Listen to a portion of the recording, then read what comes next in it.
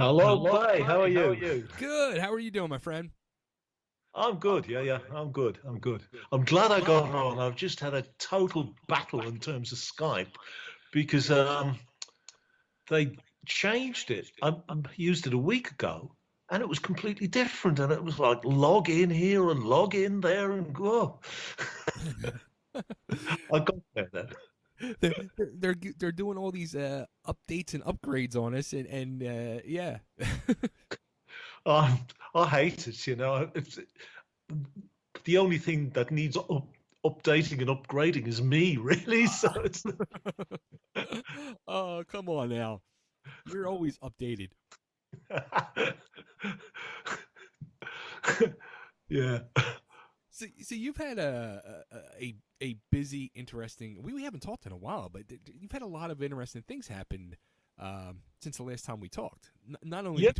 new Yep. music and all that, but um, reconnect with Mr. Osborne.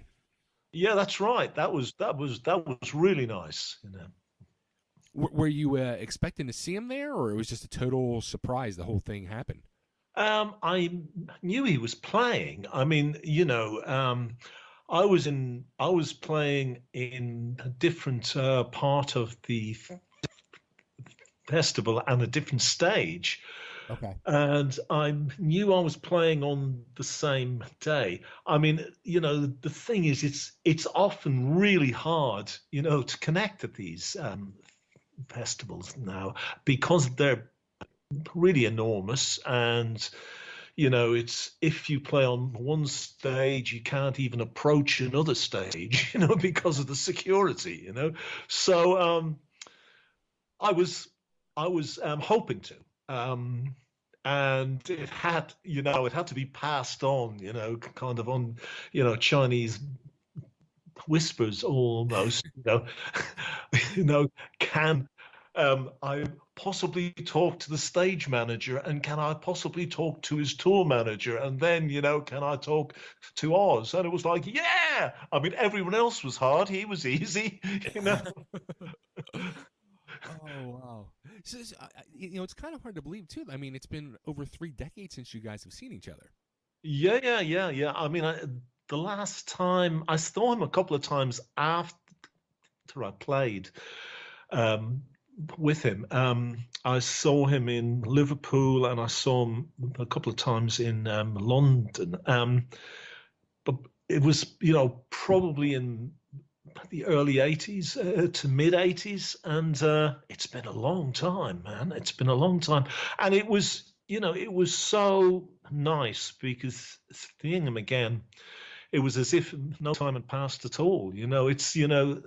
There are people in your life who, even if you don't see him and you see him again, it's like, oh, Bernie, are you living now? And I was like, no, I'm playing here, Oz. It was just like, yeah, it was great. It was really nice. That's awesome. That is so awesome.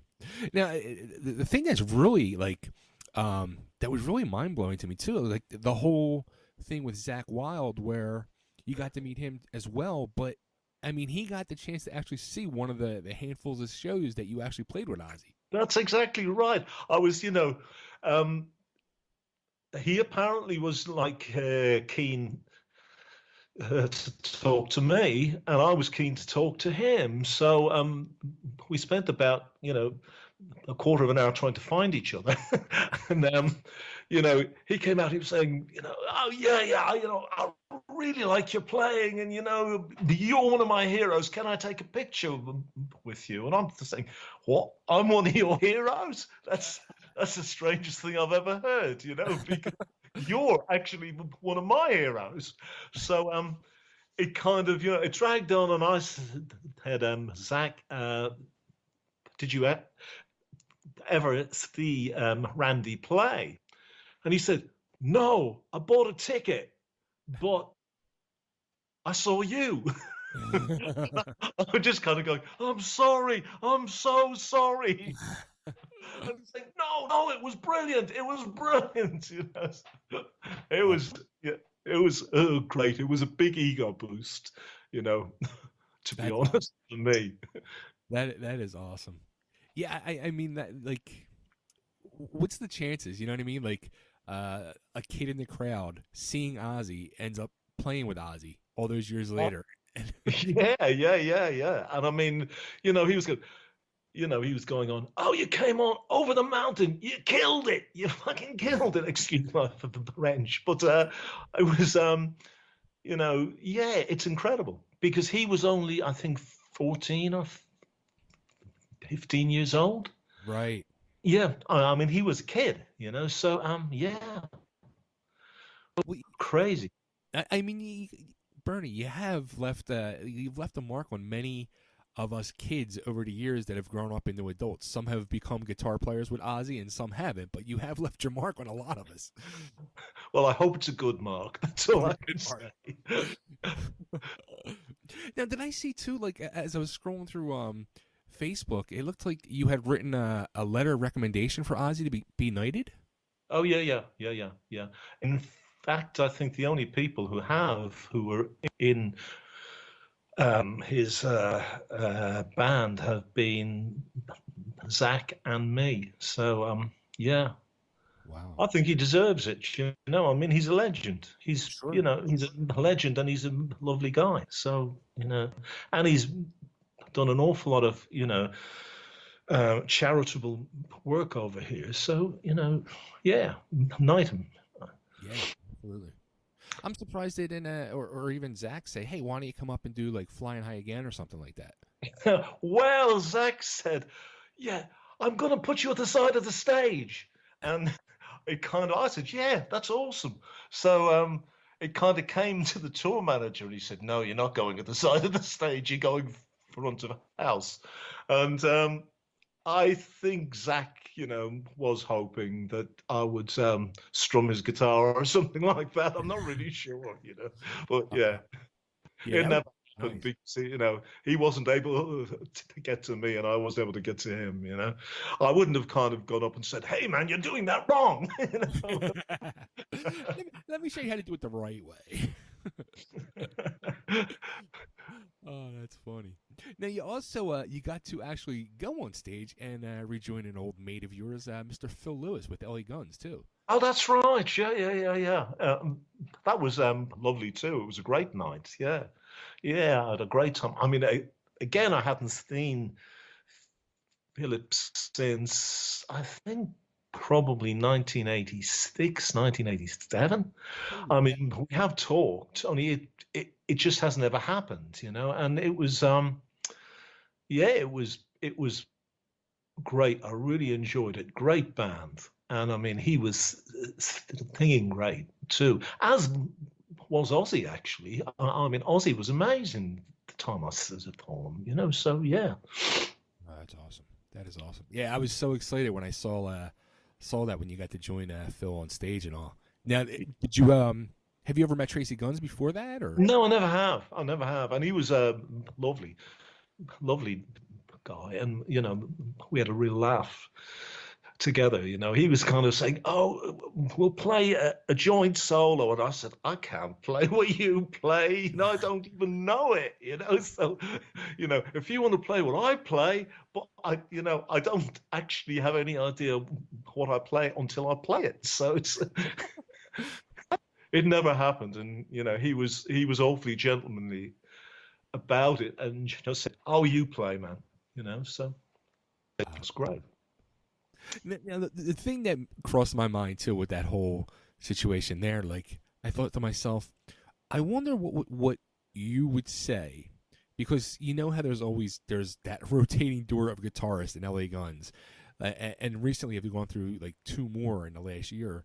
I know that's right. Yeah, yeah. What if Phil said to you, "Hey Bernie, like, would you like to do a tour with us in the UK or something? Would you play with us for a little bit?" Of course I would. Yeah. I love Hill and Tracy and all the guys in the band are great and a great band. Yeah, yeah, of course. Yeah, but I don't think I'll be asked. Never say never, Bernie. Never say never. Yeah, I'll jump at it. I'll jump at it. Oh, that would be awesome. So, Shadowland, it's out, and you used the Pledge Music again, and Has you might have set a record on Pledge Music. Has anybody got 514% of their goal before? Yeah, I think they have. In fact, I think Ginger Wildheart at the beginning got 555%. So I'm Oh, still trailing. I think I'm a pretty good second, but I'm that's amazing. I mean, and you like reached your goal. I think in what the first 24 hours. yeah, I did. I mean, it was crazy. I mean, to be honest, I always aim at, the least I need. I mean, as it piled on, it enabled um, me to spend more time on it and just, have Colin Towns on it and have, yeah, it was, it it just enabled it to be a better album, I think. That's awesome. I'm still not rich. but you did a double album this time. I've been requesting a quadruple one that we're not going to. I don't think that'll happen. I tell you, the double nearly killed me. It was 6 months, really. It was just, I was tearing my hair out. I was thinking, have I enough songs, and yeah, I mean,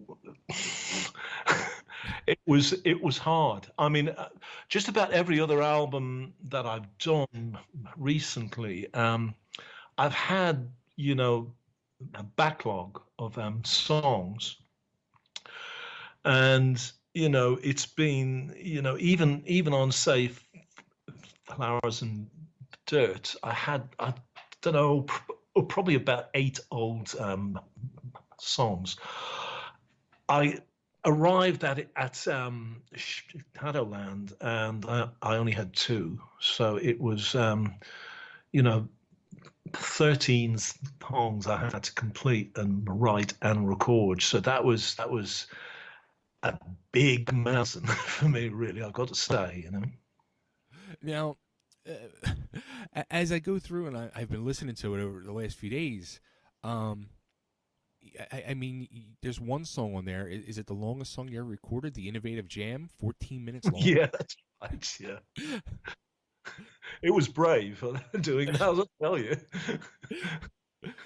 So you were pulling your hair out, coming up with material, and you're like, let's do a 14-minute song. Yeah, yeah. Well, no, it didn't start out as a 14-minute song. Actually, it kind of, because I had this project on the Pledge, and Pledge music loved it. I had, why don't I have pledges? Because an awful lot of the people who pledge for me are players.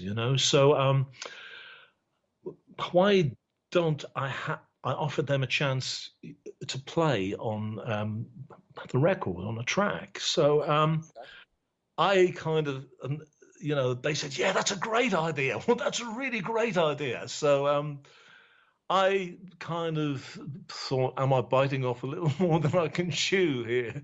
So at the point I suggested it, I didn't have that song at all. So I wrote it, and I thought, well, how am I, planning on doing it? And I thought I'll have, a jam part that is just, revolving around an E, and I'll have a turnaround on, the end of it. That's pretty kind of chordally complex. So, I was then thinking, how am I going to get them to play on it? So I thought I'll give them 32 bars and the turnaround, and I'll say, play on 16 of the bars, and on the turnaround, if you want to, or play on chords on it. And at the very end of the track, after it all, started to go out, I just said, play everything you know. So I ended up with there was 9 people, I think, who were brave enough to do it, and they, I mean, it was amazing. They all played in different places, so I was able, to patch it. I was able to double up one of the jam pieces and a turnaround, and patch it all together, and it all sat in, and I didn't have to leave any parts out at all. And at the end, everyone went crazy, and it's like the end of the world, really, with everyone going all at the same time. I mean, it was a real challenge because it took probably a day and a half to piece it all together, and then it took 3 days to mix. So it was a big project. But again, I don't know of anyone else who's tried it, and it turned out great. I think I love it. It's completely different to anything else I've ever done, and it was a real experience. Yeah, it came out really good. Now that like you're saying that, I remember when you were doing that, when you had mentioned that you were going to do that for Yeah. a song, and I didn't realize, I didn't like come in my mind that that was the song that you did it on, and now you Yeah, said, that's right. now Yeah. it makes sense. Okay, so but that's awesome though. I mean, that's an amazing experience for those 9 people to be part of that. Yeah, it is. And I mean, again, I had, moments of terror, as after as I was, sending everything out and kind of expecting everything in, because I was just hoping, I hope they can all play. I hope everything's in tune. But they were all great. I mean, they were really, really, really great. So, it was a lovely democratic experience, because it was, you know, they were, same as I was, just playing on a track, which is great. Yeah, see, if that was me, like if I were to submit it my track, it would have most likely been out of tune and horrible, and you would I have don't emailed me believe back that. and Don't say, believe. I you don't would have believe been like, that. "Bay, this is not going to work. I'm sorry. You take your money back." Oh boy! But now the last song too, "A Farewell to Arms," and Yeah. the second part of the title I can't even pronounce. Well, I, I had to Google it and see what it means. come on, Leishan Cugga. It's Gaelic. It's Irish. Yeah. And it means survive the war. Yeah. It means goodbye to the Right. war. Goodbye Yeah. to the war. So Yeah. the question I'm asking myself now is, um, you got this tour coming up that you're starting in a few days. It's called The Final Fling. Goodbye to the war. Is the war the music business in your music career, or is this a goodbye to Bernie? I'm a Well, little scared, Bern. yeah, it kind of is a good bye to how I've been doing it. I mean, I've been touring in the UK since 1975. Um, it- that's a long time. And here it's got really bad and hard, Thousands of places have closed. It's a changed kind of an industry. I love playing, but here now, if you're planning a tour, you honestly have to book it up just about a year beforehand. I mean, and that's in clubs. It's just crazy. And I kind of find that a pretty kind of destructive way of enjoying it, shall we say. I mean, I would always intend to keep on playing, but I don't intend to keep on doing UK club tours. Having said that, I can't stay if in, 2, 3 years time, I, wake up and say, I really want to do a club tour in the UK again. But for now, I I've had enough of that. I mean, festivals and you know places in Europe, even places in the US, if anyone would have me. But the UK, I've had enough of. It's really, the thing is that, anyone who's even been slightly interested in seeing me play has probably seen me play 10 times by now.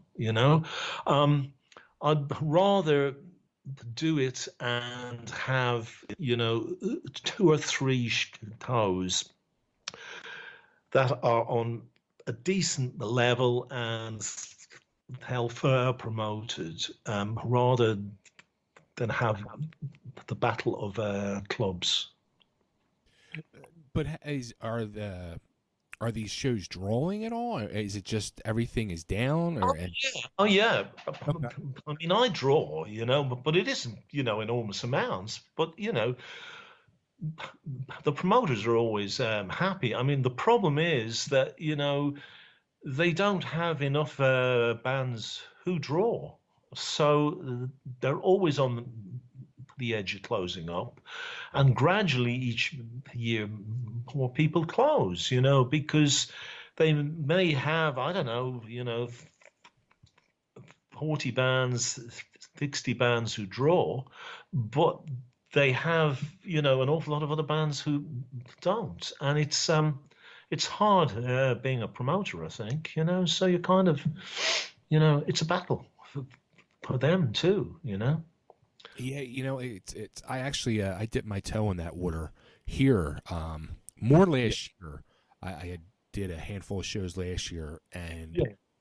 it just it was not like this area. Just I don't know the way I'm looking at it here in this area where um, there's been a lot of clubs closing, and Yeah. it's other clubs that are trying to give like original bands a shot, and Yeah. then it ends up being like 4 or 5 same genre style bands playing the same night, and Yeah. Yeah. Yeah. Yeah. Yeah.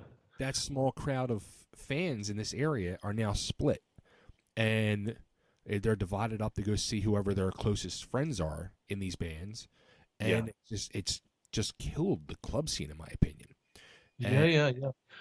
yeah, I mean, also over here, we had, for the past, I suppose, 20 years, tribute bands. And the tribute bands, initially did, a lot of business. And it's just died now yeah, because they're playing to a demographic that is, an old demographic largely. hmm And after a period of time, it gets boring. You can have Zepp tribute band, only it isn't Zeppelin. And it just isn't, you know, the real deal. To be honest, and it is hard on everybody. And I'm not complaining about them. Only it has largely destroyed original music.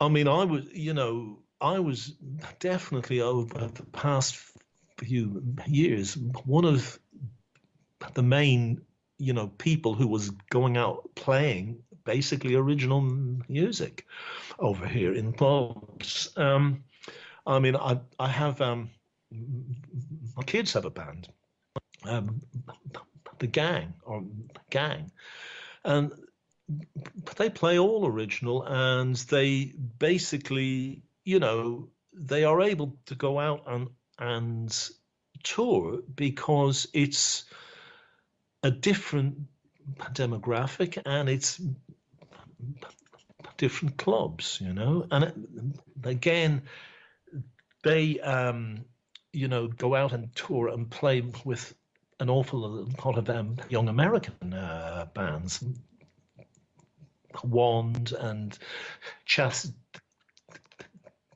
Belt, and various other bands, and it's a kind of a completely different area, to me. It's sad, I think, because when I started out playing back in the 60s, it was a blend of things. I mean, you could have, you know, uh, heavy band and a folk band and a solo artist and all of that, and all of that has changed. I think it's a sad thing because I don't think anyone is,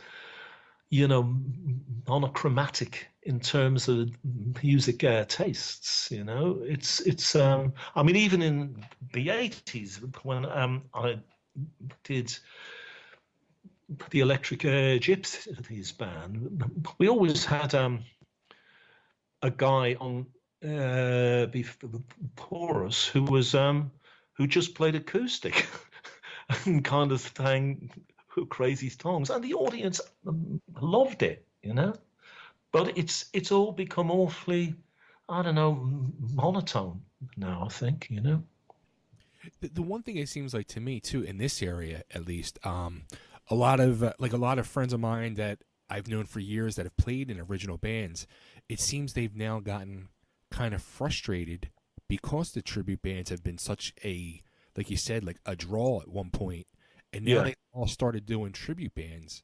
And I mean, this immediate area here, there's at least four, if not five, Iron Maiden tribute bands. There's three AC/DC tribute bands. I mean, it's just it's insane, and they're not really drawing. They were at one Yeah. point, but not Yeah. now. Yeah, it's changed. Yeah. Well, I was, I mean, off at a tangent. I actually saw a few years ago that there was Gillan tribute band in Japan. Oh wow! I saw a couple of clips of them on YouTube. It was really great. It was really great. It was a laugh, and I really kind of appreciated them doing it because who'd be in a tribute band that not an awful lot of people actually know about. It's Oh, that's it awesome. was cool. It was cool. Yeah. And the guy who was playing bass had a plastic thing on his head, so he looked bald like McCoy. Oh, that's funny. Oh.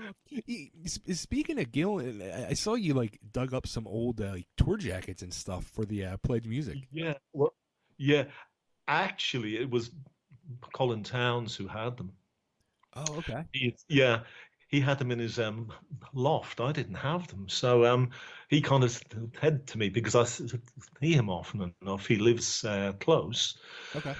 and he said, "Do you want them for a pledge?" And I said, "Yeah, great, And I was kind of saying, "Do you want to be paid?" And he said, "No, just take them. Just take them. I'm never going to wear them again."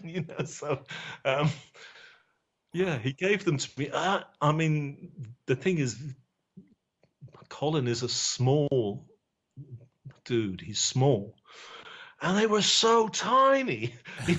Kind of like this is. I don't know how anyone would be able. Even looking at him now, he isn't enormous, but these were like, my God, they were so small. Like child size. Yeah, yeah, yeah, yeah. You definitely. Oh, that's funny. That is funny. And I saw too you had the Diary of a Madman like tour sticker backstage. Yeah. That was. I mean, I love all of these things. Only at the end of the day, it's all in your head. I mean, I have all of the memories. I don't need all of the pieces of paper, really. I mean, if you're if you had the life I had, I mean, I've just got innumerable pieces of memorabilia because, and it's just packed away. I don't actually even like look at it. So it's it was a way of cleaning up, really. That's what I was wondering too. Like I was wondering, do you have a lot of this stuff on display, or do you have it packed away? And is this a way to clean up? Well, it is, yeah. I mean, I have, in the studio, I have things on display, but I mean, again, I've, boxes and boxes and boxes that I never display. I don't even know what's in them, so I kind of like go in and, oh, here's a test pressing of, turn out the lights or whatever. And I just have like masses of that, and it's, to me, it's just, I don't know. It was, I had to have a tester pressing at the time because I had to take it home and play it and check it was okay. So I haven't ever played it since. I've got, you know, acetates of everything I've ever done. And you play them once, yeah, it's okay, and that's it. And I just ended up with, I mean, literally kind of skip loads of it. It's and I kind of, I have I enjoy traveling light. I have too many guitars too. It's just like you end up with, I don't know, 20, 30 of them, and you think, how did that happen? Because I only play, two or three. So it's mad. Yeah, but there's such they're so beautiful. Like you want to have them. Yeah, this is it. I mean, like, I have all of the old ones I had. I hardly ever play them though now because I can't, take them out because how do you take out a 62 Strat and a 63 in clubs? You can't, because it's, it just isn't safe enough, and I can't insure them. I mean, it'd be too expensive, So it's there they are, my babies. But in other words, like now, you didn't say if this is going to be like the last album or not, but it sounds like you still have a lot more stuff to do, more pledge music uh, campaigns for it. Yeah, I mean, I would definitely hope to carry on recording. I probably have to have a break after because I did a double album, a single album, a triple album, and now a double album, and that's in 4 years. So it's a break is needed, I think. I have a plan to write a book, but it's planned. I can't kind of say it'll actually happen, but I hope it'll happen if I'm able to kind of, because everyone who's been in the business a long time has tons of stories. So I've always enjoyed, like, all of the absurd things that have happened to me, really, or happened around me. So yeah. And I also have, I think it's an 8-camera video of Sweden rock. So, and it was an hour set. So I have to kind of, and it's, 32 track audio. So it's, I have to edit it and try and jam it out, I think, too. So I mean, I'll possibly do a pledge thing on one of those, or even both of them. I don't know, but the next album is probably a couple of years away, I think. How about a documentary about yourself? I don't know. I don't know if anyone would kind of be that interested in me. I can. Um, Well, yeah, I'll be happy to do that. But you know, I oddly enough, I don't really enjoy kind of talking about me. I mean, it's obviously this interview is an exception, Bay. But I don't know. I kind of I'm a tiny bit intimidated about a documentary, but who knows? yeah. If anyone approached me, I'd probably say yes, yes. Because I was, as I listened to Shadowland, and then I was like saying, about a farewell to arms and goodbye to the war and all. Yeah. Like it's got like the last two songs, the innovative jam and that they both have a sad tone to it. So I'm thinking to myself, is this Bernie really saying goodbye to us? Is this, you know what I mean? Well, I kind of, yeah. I mean, it is on one level because I don't think I can, you know, I, I mean, actually, I don't think I can physically carry on the way I have. It's, age catches up on you, and the kind of, the aches and pains and the ability to do what I've, always tried to on stage. It changes. I, look at old clips of how I played, and I don't think I'm as kind of dynamic now as I was then. So I'd rather kind of lay off as much as I can, and preserve the mystique, as it were. Well, I don't know. I somehow, some way, we got to get you here to the U.S. at some point. I'd love to, because I mean, I have so many friends and fans out there. The problem is that they're spread all across the US. It isn't as if I could, go to New York or wherever and have, 300 people turn up. That's not going to happen because, like, they're all the way across America, really. So and it's a big ass country, So yeah. I hope it happens, because I'd love to. Canada too, I've got loads of fans in Canada. It's yeah.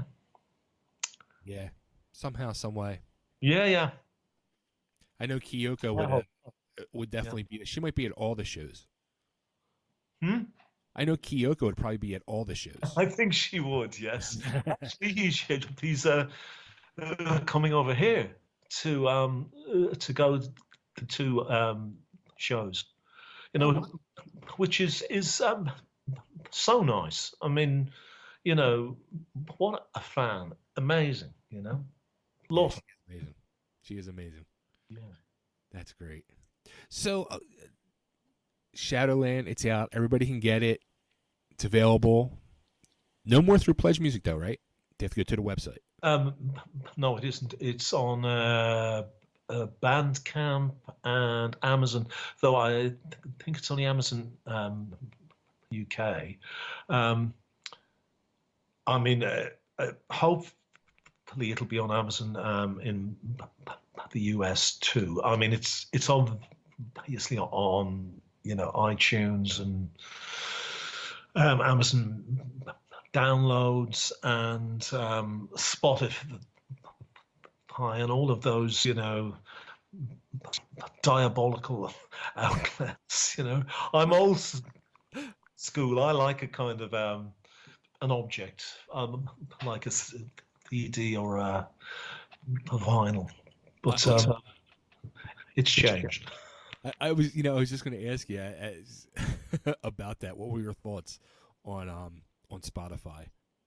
I mean, it's as a listener, it's great. I mean, it's not exactly paying an awful lot, but then again, it's paying an awful lot more than YouTube is. So, I mean, obviously, if you're, Beyonce or Jay-Z and you have millions of plays, it's probably not too bad, But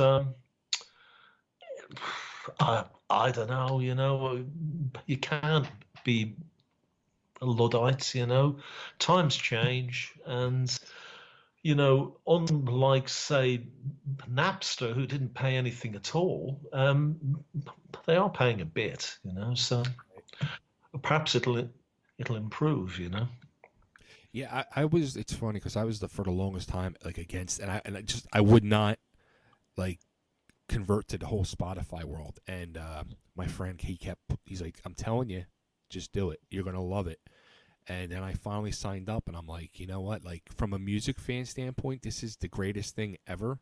Yeah, it definitely is. I agree. I mean, Yeah. I kind of go on it, and every band I want to hear and people I want to check out, all there. I just hope that they are being paid something, and it isn't the record companies copying it all, because the record companies are happy about it, because it's, you know, they have all of these legacy the albums on contracts that they don't have to pay any of the royalty across, So it's or if they do, it's only 10% of the amount. I mean, if you have a Beatles on it or a Purple on it or any of those bands, it's millions of plays, So the record companies are copying, tens of thousands out of it, and the bands are probably having, I don't know, $2 every Christmas. I don't really know. A cup of coffee if they're lucky. Yeah. Wow. And I didn't realize. So, but Spotify, in you're saying pays better than YouTube? Yeah. Yeah. YouTube basically does not pay really anything at all, and it's yeah, YouTube is the worst of all of them. Wow. So they've really changed their paying platform. Yeah, I mean, if you sign on to you are able to sign on and have them check everyone who's uploaded your track. Only the problem is, if you're kind of a relatively little artist, it's I don't know, it's about $10 per track per year. So if you have a 10-track album, it's $100 a year, and the royalties generally don't really generate that much, So it's like I mean, it's 0.0000001 of a cent, So it's you have to have an awful lot of plays, It's crazy. It is crazy, Wow. Yeah, it's definitely all changed. Tough on all the bands. Yeah. For sure. For sure. Well, Bernie, this is always love talking to you. So glad we got to catch up again. Yeah, great, Bay. I really enjoyed it. A good chat. Absolutely, and I'm enjoying the album. And thank you. I hope we get to we talk again. So you have to create something just so we can talk again. Well, that changes everything. See that? I'm gonna, here's what you got to do, and I'm Yeah. not even going to request a quadruple album because I'll give you a little break. But how It may about take a lot. It may take a long time, babe. It may take a long. how about an album where you have some of your old friends, like guest vocals, like a Phil Lewis or a Dee Snider? Yeah, yeah, yeah, yeah. That's a great idea. That's a great idea. That's fun. But I better ask. Yeah. Yeah, it'd be nice actually. It's funny when I met D earlier this year, and because I had tweeted him a few times and you together with that quadruple album. As soon as I said that, he started laughing. He's like, "I know you." I love tea. I mean, he's Too funny, too yeah, funny. great So, all guy. right, Bernie. Well, thank you again, and congrats on the new album. And everybody needs to check it out. Shadowland. Buy it. If you're going to stream it like 24 hours a day. Get the place up. Yes, so I can buy a coffee. There you go. Bernie's going to treat on coffee. That's going to be the next pledge. Have coffee with Bernie. Uh, Bernie, again, thank you so much. Always a pleasure, my friend. Cheers, babe. Thank you. You're welcome. Pleasure to.